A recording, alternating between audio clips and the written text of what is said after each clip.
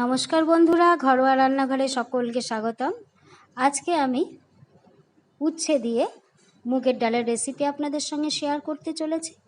যারা আমার চ্যানেলে নতুন তাদের কাছে রিকোয়েস্ট রইল আমার চ্যানেলটিকে সাবস্ক্রাইব করবার জন্য। আর আমার রেসিপিগুলো যদি ভালো লাগে অবশ্যই লাইক শেয়ার করতে ভুলবেন না। আর রেসিপিটি বানিয়ে অবশ্যই কিন্তু কমেন্টসে জানাবেন কেমন আপনাদের রেসিপিটি হয়েছে। তাহলে চলুন আজকের রেসিপি উচ্ছে দিয়ে মুগের ডাল। তিতোর ডাল গরমকালে কিন্তু তিতো আর টক ছাড়া কিছুই খেতে ভালো লাগে না, সেই জন্য আমরা কিন্তু গরমকালে মাঝে মধ্যেই তিতোর নানান রকম আইটেম খেয়ে থাকি। আজকে বানাবো তিতোর ডাল। তার জন্য আমি 200 গ্রাম মুগের ডাল নিয়েছি।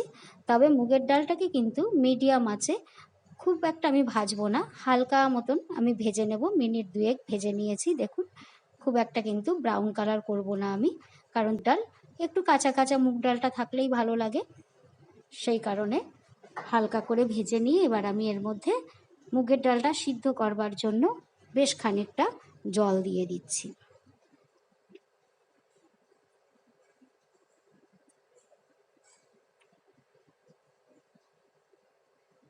বেশ খানিকটা জল দিয়ে দিলাম। তারপরে আমি এটাকে 10 মিনিটের জন্য ঢাকা দিয়ে সিদ্ধ হতে দেব।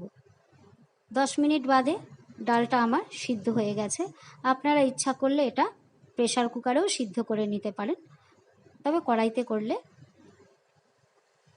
একটা ফেনা ফেনা ভাব সেইটা হয় না।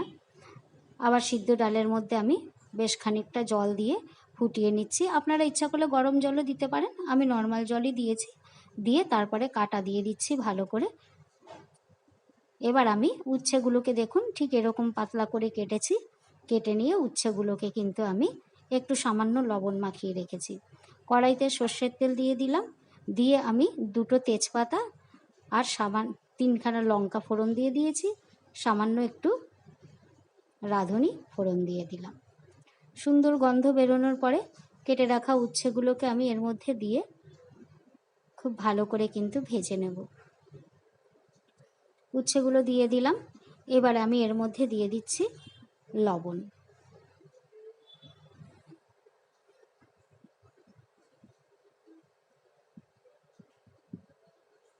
লবণ আর সামান্য একটু হলুদ দিয়ে একদম লাল করে আমি উচ্ছেগুলোকে ভেজে নেব।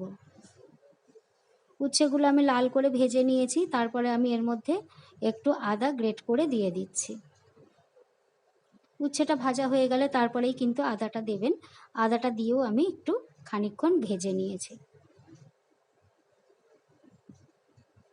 আদাটা নিয়ে ভাজার পরে এইবার আমি এর মধ্যে দিয়ে দিচ্ছি সিদ্ধ করে রাখা ডালটা।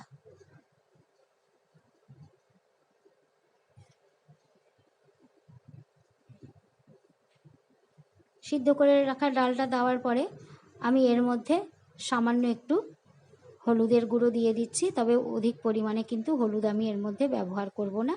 একটু সাদা সাদা কালার হলেই কিন্তু তিতোর ডালটা ভালো লাগে দেখতে। সামান্য একটু হলুদ দিয়ে বেশ খানিকক্ষণ আমি ফুটিয়ে নিলাম।